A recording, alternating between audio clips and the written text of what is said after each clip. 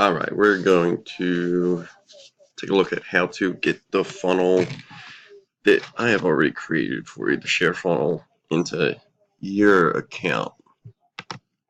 All right, I'm just going to do this really quick. We'll just go to the web page where I have all that information for you. Still trying to figure out why it redirects here. It shouldn't be doing that, but we'll figure that out. All right. This is the little button we're going to be clicking. Download your free copy of this funnel here. You're going to click. Now you can only do this once you actually create your ClickFunnels account. You're not going to be able to download it unless you have a ClickFunnels account, obviously. So, okay. See, it's already completed. You go, this is where all your funnels will be. This is where all mine are. Obviously, it's all funnels. This is just a couple on this page I have.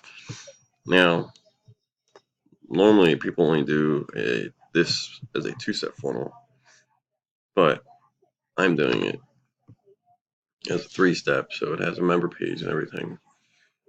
So once it downloads, you really won't have to do much. You just have to go into your all funnels page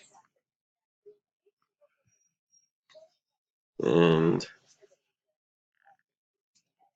you'll see it right up here. It's called Make Me a Funnel Now. When you click on it, it comes up. See, here's the three steps that I have created.